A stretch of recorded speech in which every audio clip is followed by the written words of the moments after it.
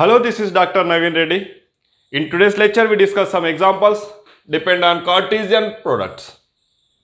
जो Cartesian product पे depend है उस पे कुछ एग्जांपल्स आज के लेक्चर में अपन ने डिस्कस करने वाले हैं। उसमें फर्स्ट एग्जांपल लिया है मैंने, if ordered pair x plus 1 comma y minus 2, if ordered pair x plus 1 y minus 2 is equal to ordered pair 3 1 is equal to ordered pair 3 1, find the values of x and y।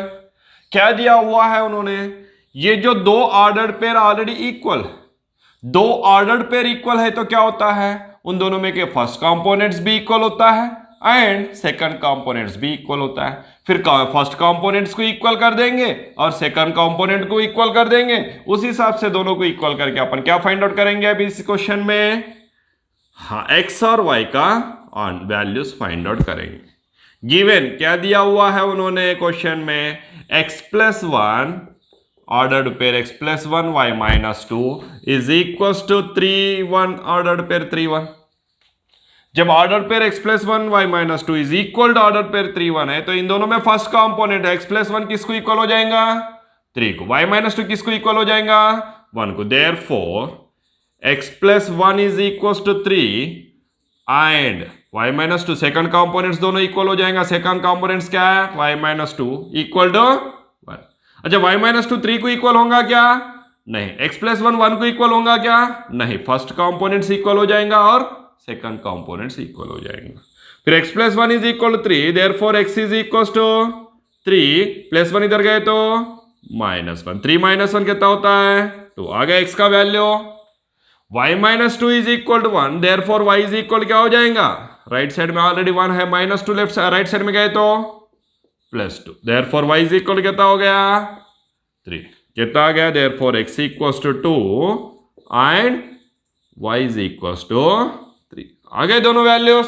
Simple है ना, equal करके देने के बाद में first components को equal करना है, सेकंड कंपोनेंट्स को इक्वल करना है, वैल्यू फाइंड आउट करना है। सर डायरेक्ट ऐसा वैल्यू मिलता क्या, कंपलसरी नहीं है डायरेक्ट ऐसा वैल्यू मिलना चाहिए। इसमें एक इक्वेशन आ जाएगा x और y में, इसमें दूसरा इक्वेशन आ जाएगा x और y में। x और y में दो इक्वेशंस आए तो इक्वेशन 1 और 2 को सॉल्व करने का आप लोगों को तो पता है बेटा, है ना। लीनियर इक्वेशंस को सॉल्व किए थे ना तुमने, x का y का वैल्यूज फाइंड आउट किए थे ना, उस मेथड में फाइंड आउट कर लेने का, अगर दोनों भी x और y में इक्वेशंस आए तो। नहीं एक इसमें x आ गया दूसरे इसमें y आ गए तो प्रॉब्लम ही नहीं है। ओके, नेक्स्ट क्वेश्चन जो दिया हुआ है उसके पास में चले जाते हैं अपन ने। If p is equal to, set दिया हुआ है p, a b c elements है उसमें, and q is equal to, set दिया हुआ है q that has only one element that is r। Form the sets p cross q form करना है एंड q क्रॉस p भी form करना है। Are this two products equal, ये दोनों p और q इक्वल है क्या, p और q इक्वल नहीं रहने के बाद में अपन को ये दोनों प्रोडक्ट्स क्रॉस प्रोडक्ट इक्वल होता है क्या, नहीं होता है, वो अपन ने प्रीवियस लेक्चर में देख चुके थे, राइट। अच्छा ठीक है, अपन ने फाइंड आउट तो कर लेते हैं। आंसर गिवन जो दिया हुआ है वो लिख लेंगे।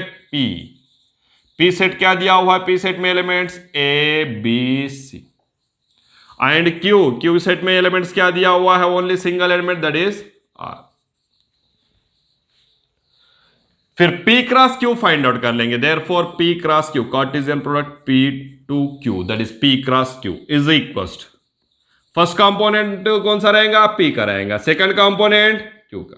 फर्स्ट कंपोनेंट p का लेके सेकंड कंपोनेंट q का लेके एक ही से ऑर्डर पे रहेगा a r। First component p का सेकंड कंपोनेंट q का लेके दूसरा ऑर्डर पे आएगा अपन को b r। तीसरा ऑर्डर पे क्या आएगा, c r। अच्छा ये क्या है, फर्स्ट कंपोनेंट्स p में का, सेकंड कंपोनेंट्स q में का लेके q में एक ही एलिमेंट रहने के कारण अपन ने a r b r c r ordered pairs लिख दिया। अभी q cross p find out कर लेंगे। फिर फर्स्ट कंपोनेंट किस में करेगा, q में का, सेकंड कंपोनेंट किस में करेगा, p में का। फर्स्ट कंपोनेंट q में का, q में एक ही कंपोनेंट है दैट इज एलिमेंट है r का p से r a r b r c order pairs मिल जाएंगे अपन को, r a r b r c. ये है Cartesian product q cross p, p cross q। अच्छा ये दोनों को तो फाइंड आउट कर लिया अपन ने। उन्होंने क्या पूछ रहे, are this two products equal, नहीं, इक्वल नहीं है, इसमें ये है तो फर्स्ट कंपोनेंट, इसमें कहीं पे भी फर्स्ट कंपोनेंट ये नहीं है। इसमें आर सेकंड कंपोनेंट है तो इसमें कहीं पे भी सेकंड कंपोनेंट आर नहीं है, तो इक्वल हो जाएगा क्या? Therefore here P is not equal to Q। P equal है क्या Q को? Therefore P cross Q is not equal to Q cross P। P cross Q cross P को इक्वल होगा क्या? नहीं होगा, क्योंकि P Q को इक्वल नहीं है, तो P cross Q cross P को कैसा इक्वल होगा? हो ही नहीं सकता। उसी हिसाब से second first component and second components are different in both the sets, therefore P cross Q is not equal to Q cross P करके भी अपन ने लिख सकते हैं। नहीं, ऐसा भी लिख सकते हैं, P cross Q is not equal to Q, therefore P cross Q is not equal to Q cross P करके भी अपन ने लिख सकते हैं। अच्छा, इस क्वेश्चन में उन्होंने नहीं पूछे, लेकिन पूछे तो कौन सा? नंबर ऑफ ऑर्डर्ड पेयर्स करके पूछे, n of P cross Q करके पूछे उन्होंने, number of ordered pairs in P cross Q। इसके लिए फॉर्मूला क्या है फिर? n of P multiplied by n of Q। n of P number of elements in P 3, number of elements in Q 1, 3 1 3। ये भी अगर चाहिए तो फाइंड आउट करके दे देगा। ठीक है, और भी एक दो क्वेश्चन लेके और भी आंसर करते हैं अपन ने इसी इसमें।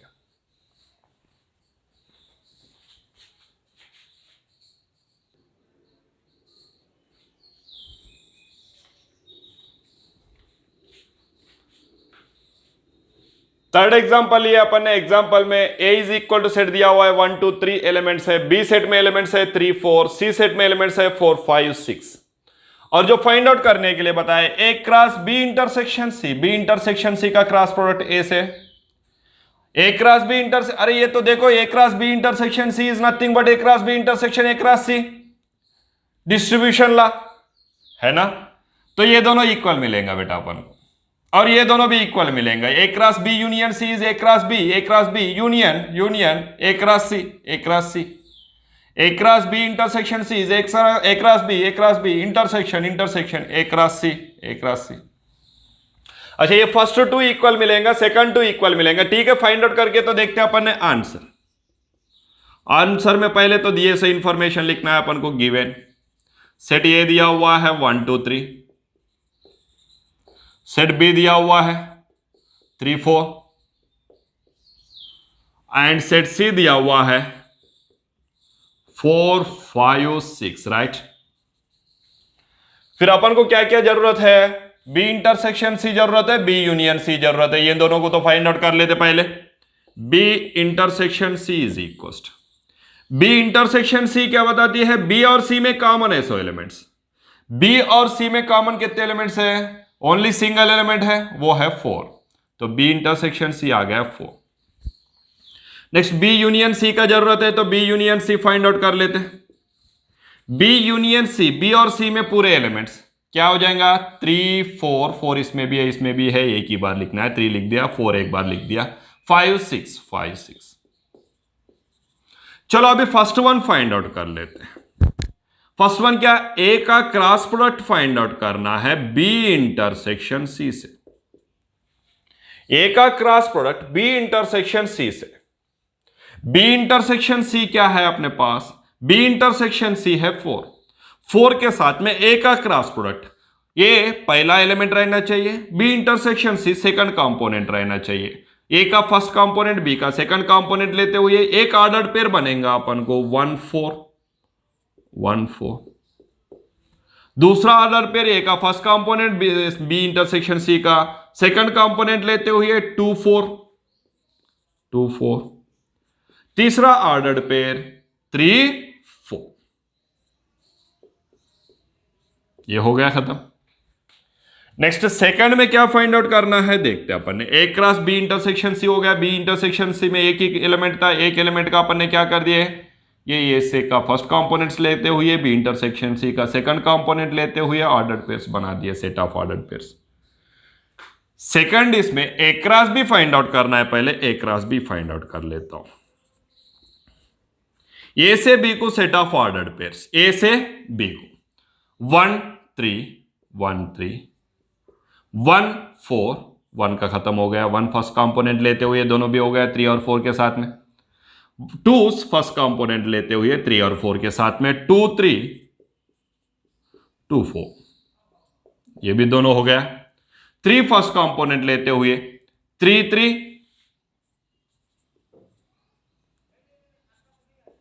3 4 हो गया।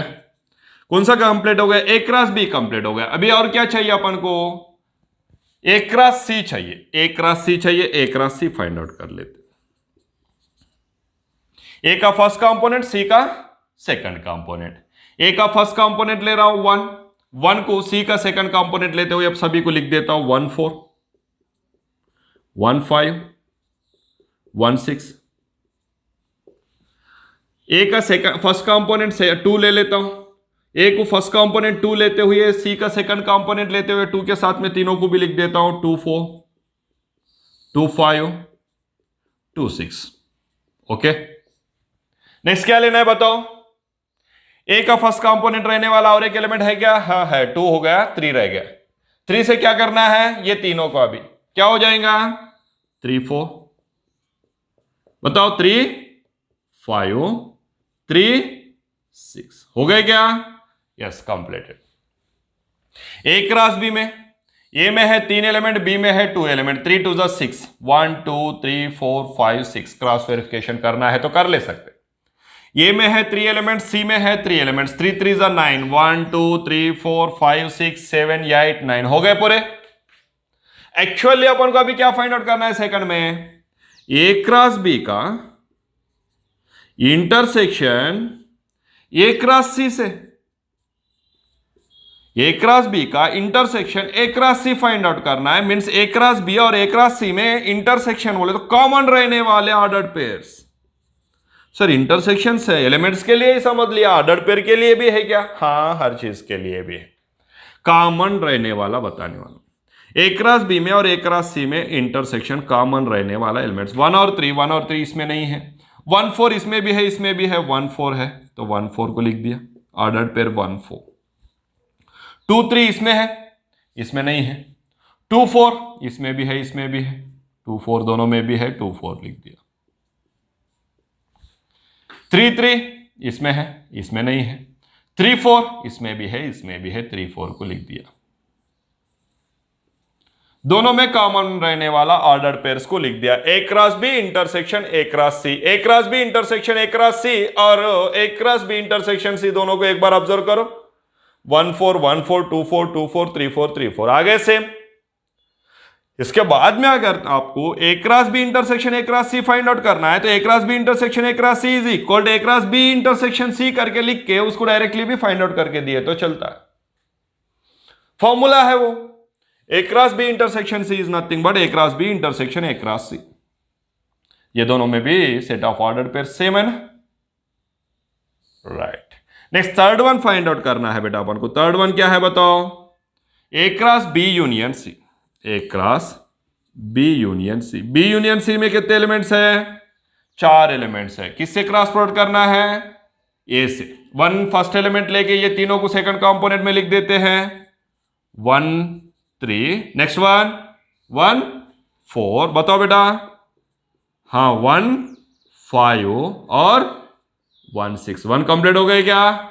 नेक्स्ट कौन सा एलिमेंट लेना है? फर्स्ट कंपोनेंट 2 लेना है। ये में का है फर्स्ट कंपोनेंट, 2 ले लेके बताओ।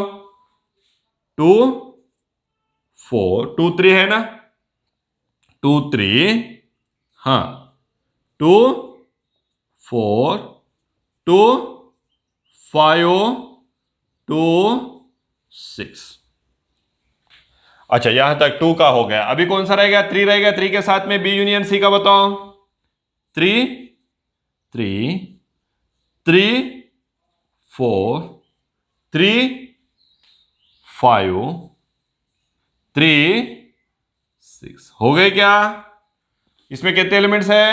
3। इसमें कितने हैं? 4। 3 4 12। 1 2 3 4 5 6 7 8 9 10 11 12 कंप्लीटेड। और कौन सा फाइंड आउट करने का अपन को? थर्ड वन हो गया। कौन सा फाइंड आउट करना है? फोर्थ वन फाइंड आउट कर लेते। फिर बताओ बेटा क्या होता है? ए cross B, A cross B find out कर लेते पहले। ए क्रॉस बी में क्या आ जाएगा बताओ?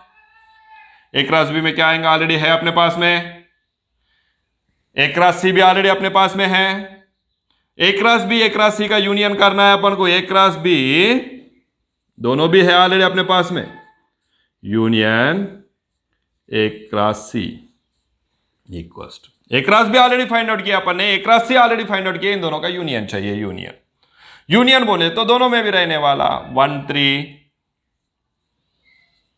1 4 1 5 इसमें है, 1 6 इसमें है, 1 के साथ में जितने भी है हो गया, 1 3 है, 1 4 दोनों में भी है, 1 5 1 6 ये 1 के साथ में है, सो लिख दिए।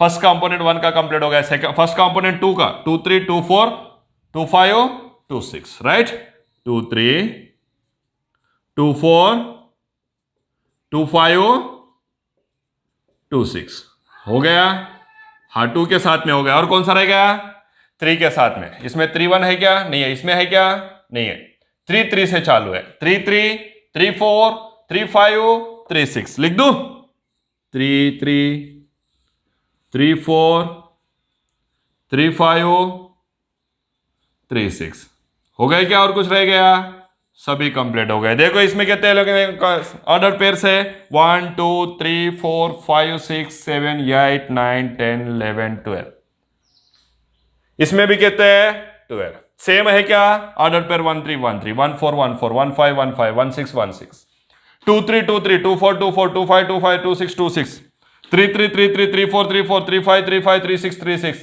एक्स्ट्रा कुछ है ही नहीं। फिर ये दोनों कैसा है, इक्वल है ना, A cross B union C is equal to A cross B union A cross C, A cross B intersection C is equal to A cross B intersection A cross C, ये है इस question में उन्होंने बहुत अच्छा दिया हुआ है, ये दोनों भी इक्वल है और ये दोनों भी इक्वल मिलने वाला है, और क्योंकि इक्वल ही है वो, ये है आज का अपना क्वेश्चन। और भी एक क्वेश्चन ले लेता हूं, और एक दो क्वेश्चन लेके अपन ने इसी क्वेश्चन चैप्टर का, इसी टॉपिक का कार्टेशियन प्रोडक्ट का आंसर्स करते हैं।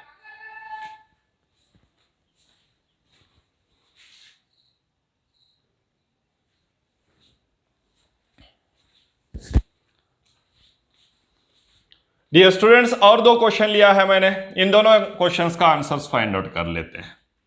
फर्स्ट वन क्या है, पी सेट दिया हुआ है, लेकिन P cross P means order triplet find out करने के लिए बताया है। ऑर्डर ट्रिपलेट कैसा फाइंड आउट करना चाहिए इस क्वेश्चन में देखते हैं अपन।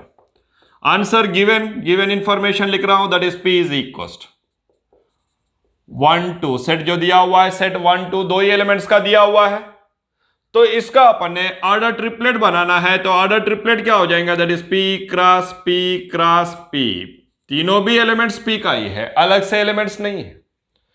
अच्छा 1, तीनों के तीनों 1 लेके ऑर्डर ट्रिपलेट बना रहा हूं, 1 1 1, इस पोजीशन में 2 को एंटर करके 2 को पूरा तीनों में घुमा देता हूं, नेक्स्ट इसमें दैट इज 1 1 ले लिया, 2 ले लिया, 2 1 और 1 2 का, 2 1 और 1 2 का सेट्स आएगा अपन को 1 1 2, ये 2 को इस पोजीशन में लाता हूं तो 1 2 1, यही 2 को इधर पोजीशन में लाता हूं तो 2 1 1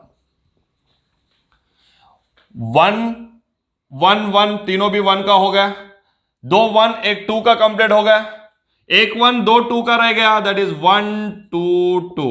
अभी 1 को चेंजेस करता हूं उसके पोजीशन में, 2 1 2 2 2 1, अभी 1 तीनों भी 1 का कंप्लीट हो गया, 2 1 1 2 का भी कंप्लीट हो गया, 2 2 1 1 का भी कंप्लीट हो गया, अभी रह गए तीनों भी 2 आने वाला, दैट इज 2 2 2। यह है order triplet P cross P. फिर पी क्रॉस पी में नंबर ऑफ ऑर्डर ट्रिपलेट्स कितने रहेंगे करके अगर फाइंड आउट करना है तो सिंपली फाइंड आउट कर सकते हैं, that is n of P multiplied by n of P multiplied by n of P. कितने हैं, 2 है तो 2 मल्टीप्लाइड बाय 2 मल्टीप्लाइड बाय 2, 2 2 जा 4 2 जा 8, 1 2 3 4 5 6 7 8। आगे बेटा, ये लेते टाइम पे पी क्रॉस पी लेते टाइम पे स्टूडेंट्स बहुत कंफ्यूज होते रहते हैं, कंफ्यूज होने का जरूरत नहीं है, सिंपली लिख सकते हैं बेटा। कैसा, फर्स्ट कंपोनेंट पूरे तीनों के तीनों एक ही ले लेने का, उसके बाद में एक को इधर इंप्लीमेंट कर देने का, ये पोजीशन में इंप्लीमेंट करते तीनों पोजीशन में उसको घुमाने का, बाकी वही एलिमेंट्स रहेंगे, 1 1 ही रहेगा। 2 ले लिया तो इसको 2 को इधर लाया, 1 को इधर लेके गए, फिर ये 2 को इधर लाया, 1 को इधर लेके गए, आ गया 2 का पोजिशन तीनों में भी। फिर इससे एक ही लेने का, ये दोनों को इंप्लीमेंट करने का, ये 1 का पोजीशन को चेंजेस कर देने का, 1 इधर है, इधर लेने का, इधर भी लेने का, फिर तीनों के तीनों 2 लेने का। बहुत इजीली लिख सकते हैं। इससे अपन को नंबर ऑफ ऑर्डर ट्रिपलेट्स कितने रहते हैं वो भी अपन बता सकते हैं। ये ऑर्डर ट्रिपलेट लिखने का एक एग्जांपल अपने पास में था, तो अपन ने कंप्लीट कर चुके हैं। अभी नेक्स्ट एग्जांपल के पास में चले जाते हैं। ए क्रॉस बी दिया हुआ है उन्होंने, find A and B. A cross B में ए फर्स्ट कंपोनेंट, फर्स्ट जो है वो ए है, बी जो है वो सेकंड कंपोनेंट का सेट है। तो फर्स्ट कंपोनेंट्स ए का है, सेकंड कंपोनेंट्स बी का है, वैसा अपन सेट लिख दिए तो हो जाएगा ना। आंसर गिवन क्या दिया हुआ है, ए क्रॉस बी दिया हुआ है। ए क्रॉस बी क्या दिया हुआ है, P Q P R M Q M R, right. ये अपन को A cross B Cartesian product दिया हुआ है। Therefore first components belongs to A and second components belongs to B. Therefore A is equals क्या हो जाएगा, फर्स्ट कंपोनेंट्स का सेट बना देते। फर्स्ट कंपोनेंट्स क्या है, पी, ये भी पी सेम ही है, एक ही लिख दिया। हाँ, एम 2 बार आ गया, 1 बार लिख दिया, हो गया ये सेट। और बी सेट क्या हो जाएगा बताओ बेटा, हाँ सेकंड कंपोनेंट्स का सेट है। सेकंड कंपोनेंट्स क्या है, क्यू है, इधर भी क्यू है, दोनों भी एक ही है, और आर है, और कुछ है क्या, तीसरा है ही नहीं। ऐसा अपन को सेट ए और सेट बी मिल जाएगा। फर्स्ट कंपोनेंट्स जो है वो ए का है, सेकंड कंपोनेंट बी का है, ए क्रॉस बी में। बी क्रॉस ए में फर्स्ट कंपोनेंट बी का रहेगा, सेकंड कंपोनेंट ए का रहेगा। चलो ये है बेटा आज के लेक्चर में अपन ने कार्टेशियन प्रोडक्ट पे डिपेंडेंट जो एग्जांपल्स देखना था वो एग्जांपल्स अपन ने किए हैं, और रिमेनिंग एग्जांपल्स टेक्स्ट बुक में देख के आप लोग अच्छे से प्रैक्टिस करते रहना है। नेक्स्ट लेक्चर में फिर से मिलते बेटा रिलेशंस के साथ में। रिलेशंस क्या होता है, रिलेशंस का कॉन्सेप्ट क्या होता है, एक एक करके अपन ने कार्टेशियन प्रोडक्ट्स का यूज करके आंसर्स करने वाले हैं। तो ये कार्टेशियन प्रोडक्ट को यूज करके रिलेशंस के बारे में नेक्स्ट लेक्चर में फाइंड आउट करते हैं। चलो नेक्स्ट लेक्चर के लिए तैयार रहना बेटा। Have a good day, take care, bye my dear students.